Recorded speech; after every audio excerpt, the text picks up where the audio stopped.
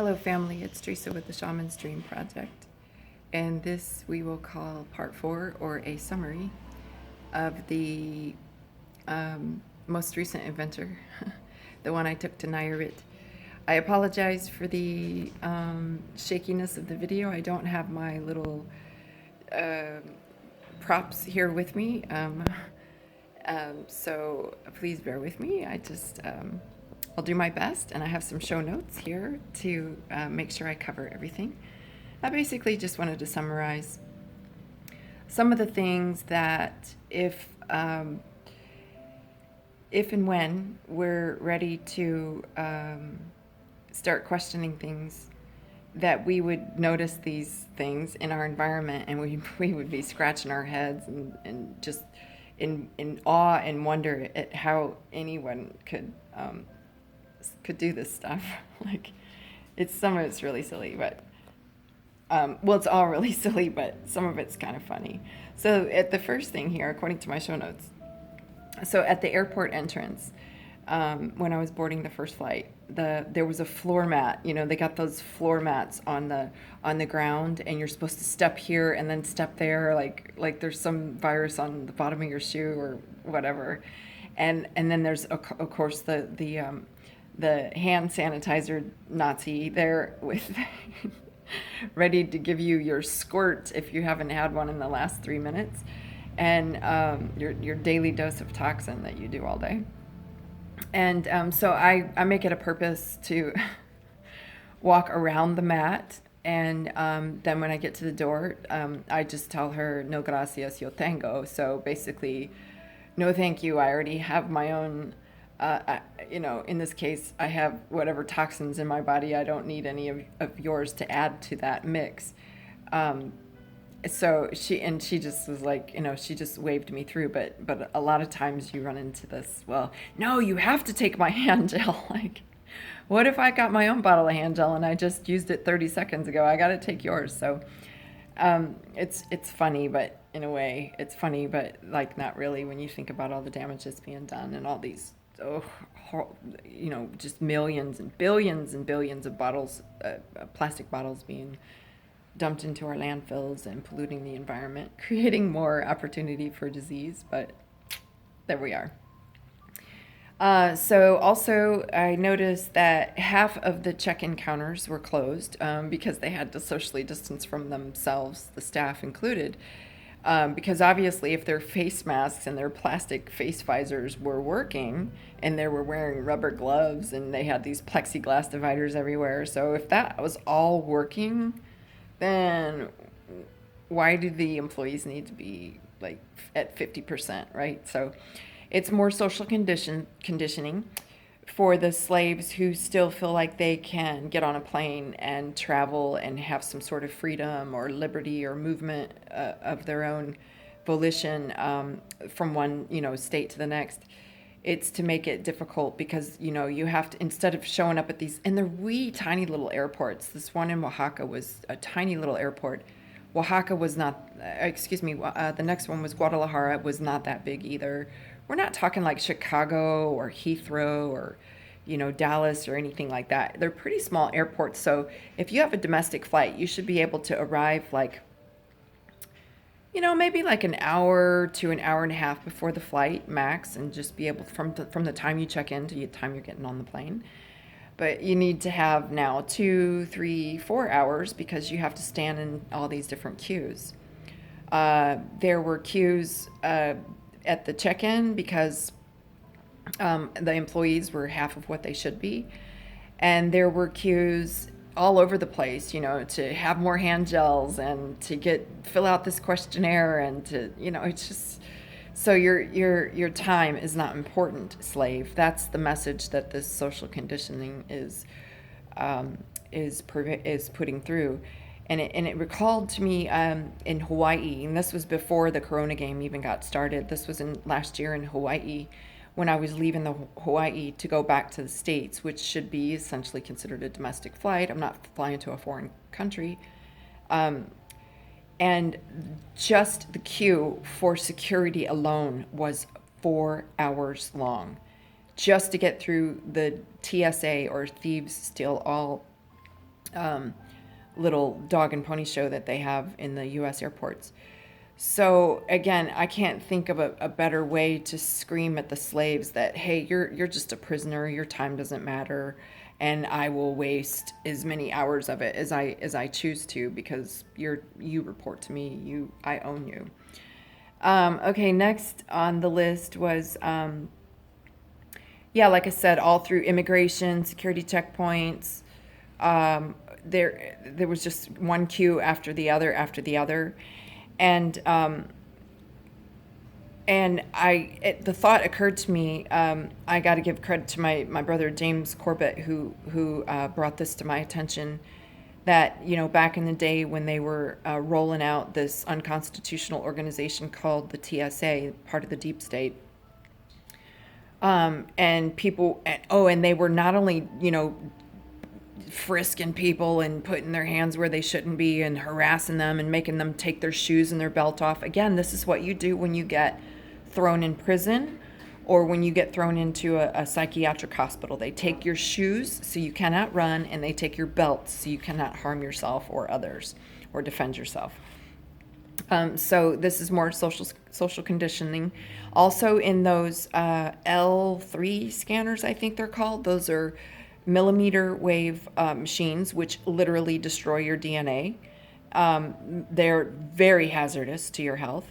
And they make you assume this position of surrender with your arms up and your feet spread wide apart. This is all social conditioning to drive home the message to us subliminally that we are slaves, that we are prisoners. And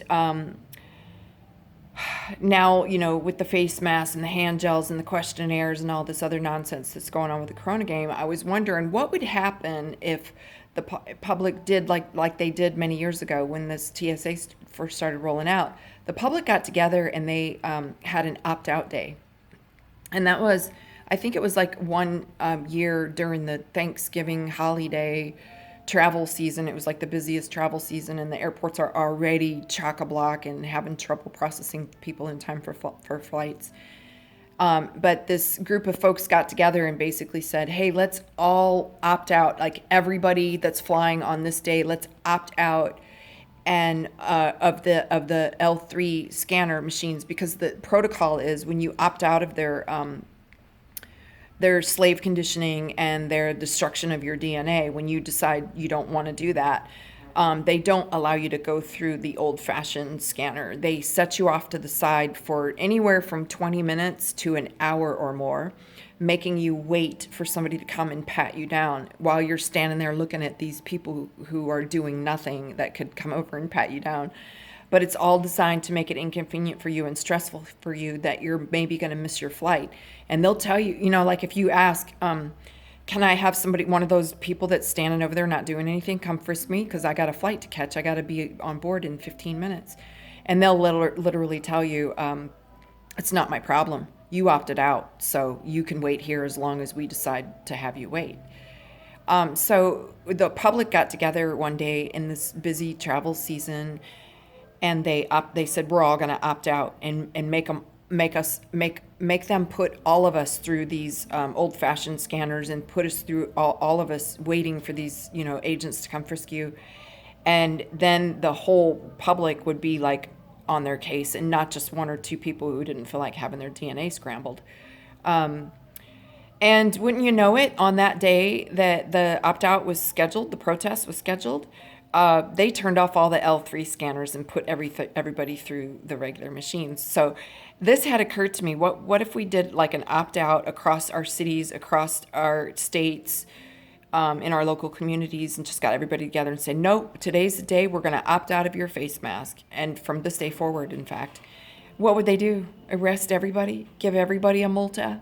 Like at some point, they need to kind of,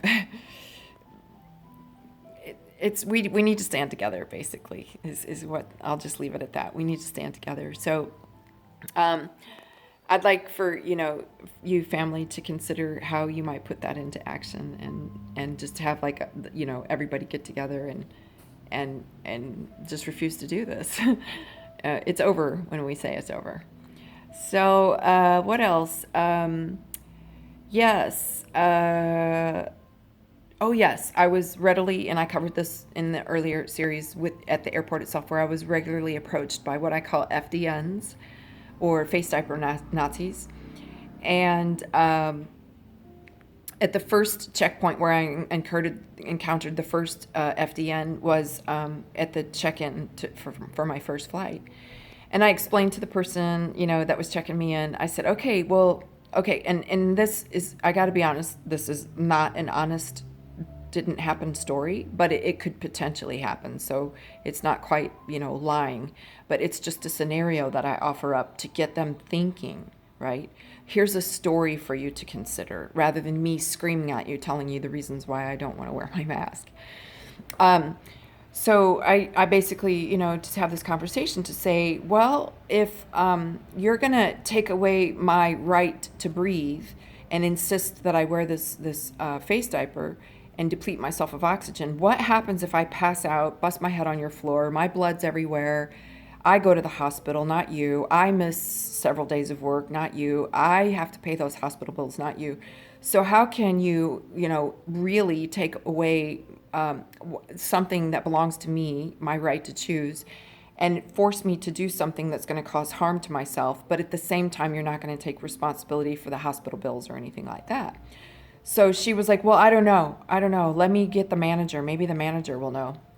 So she called the manager down, and the manager came, and I explained the same thing to her, and she was like, yes, I totally agree, but there's always the but it's the law. And I said, no, it's not the law, and it's a mandate. We never our politicians in Mexico never voted on a face mask law ever. It was a dictate. It was a mandate. It's not a law, and even the police don't have legal authority to enforce something that is not a law. And especially, airport staff don't have the legal authority to force something that's not law.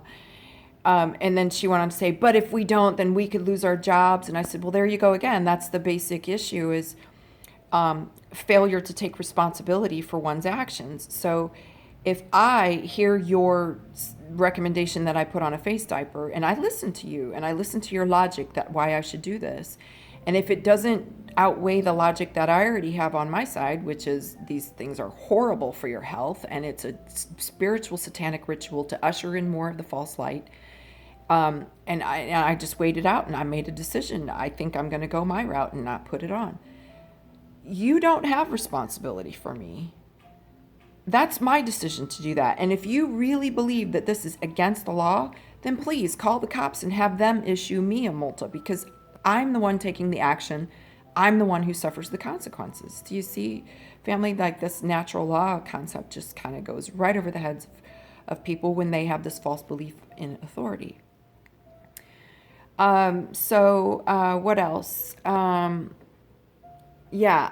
would suggest you can use this story yourself. Say, I was in the office to top up my cell phone last week, and I lost consciousness, and I busted my head open, and I had to go to the hospital for stitches, and my hospital bill was $3,000 or whatever the case. Fill in all the blanks.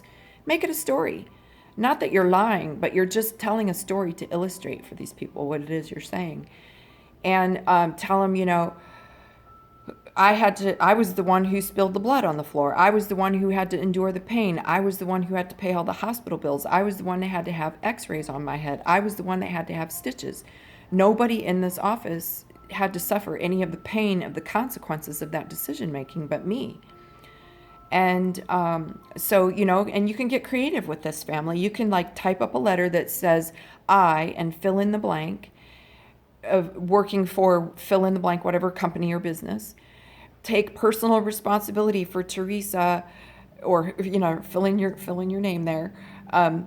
If any consequences, should they suffer any consequences from oxygen deprivation, whether those be immediate or long term, because long term is lung infections, cardiopulmonary disorders, organ failure, heart attack, Alzheimer's, neurological disorders. These things show up several months later. And so I just want you to be, I want you to sign this right here. And then when I do have hospital bills for any one of those reasons, then I will seek compensation from you personally in a court of law. uh,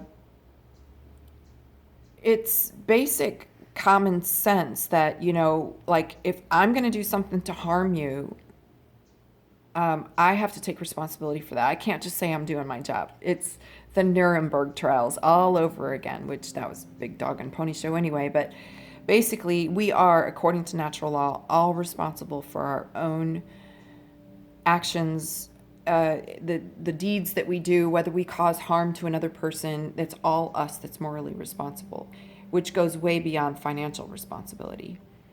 But yeah, it's kind of like the same concept with the vaccines. When parents take their kids to the doctor for their routine checkups and the doctor says, oh, your kid needs 30 vaccines today. He's way behind the vaccine schedule. And if you don't get these vaccines, I have to report you to the Child Protective Services so they can come kidnap your child and donate him to the sex trade and blah, blah, blah. So yeah, no problem, Doc. Here's my legal liability letter. Please go ahead and sign this. And here's a spot next to it for me to sign it. And we'll have to have a witness come in and say they witnessed that was you signing the paperwork. So you can't say it was forgery in court later when I sue you, because I can't sue the vaccine companies. The government already gave them immunity. No pun intended.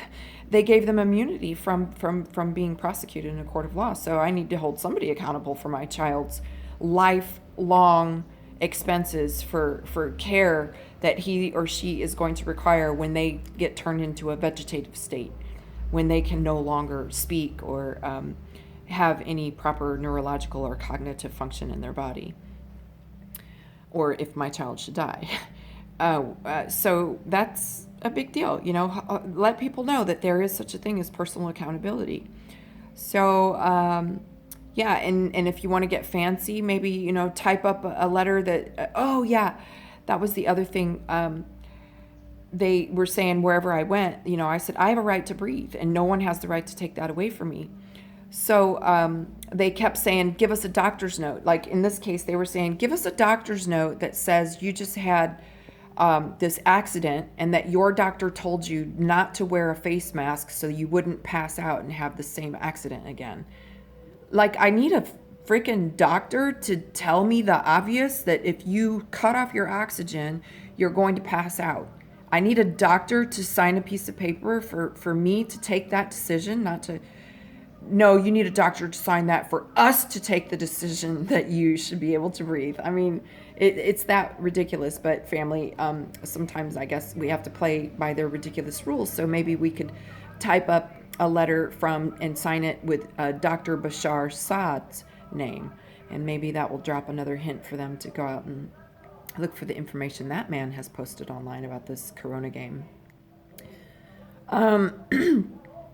Oh yeah, boarding passes. So almost all the airlines now, they have you, they send you your boarding passes to you on your phone or via email, and you're supposed to download this on your phone, this thing called a QR code, which is a barcode. It basically says who you are, all your personal details, your passport number, your flight number, your seat number, all that information is stored in the barcode. It's also ties to all your social media posts. I mean, everything about you, right? Everything public and private about you is tied into this personal information, and it's stored into a barcode. And then algorithms are used to check, this person wants to fly, but she posted something about the Corona game last week, and a couple weeks before that she posted something about the banks, and a couple weeks before that she posted something about that, just doesn't, and pedophiles, are trying to expose the pedophiles. So yeah, she's on our list, and now we know her flight number, her seat number, and if we decide to kidnap her, we can have people waiting for her at the gate when she gets off the plane, and we can just say that you sat next to someone who tested positive for COVID. So that's what all these questionnaires are about. And they want you to, instead of filling out a questionnaire, they want you to scan this QR code. So not just your boarding passes on a QR code, but now they want you to scan and complete a questionnaire with a barcode so that they can tie all this. So we're literally running around scanning these barcodes, making the job of tying the pieces of data together to put us into further tyranny. So yeah, because that's the cover story they'll use to kidnap you if you don't obey the Matrix.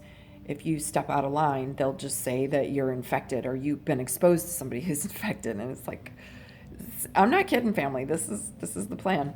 So be wary of those QR codes. I personally refuse to scan. I just tell them I don't own a cell phone. So you're going to have to give me the paper copy.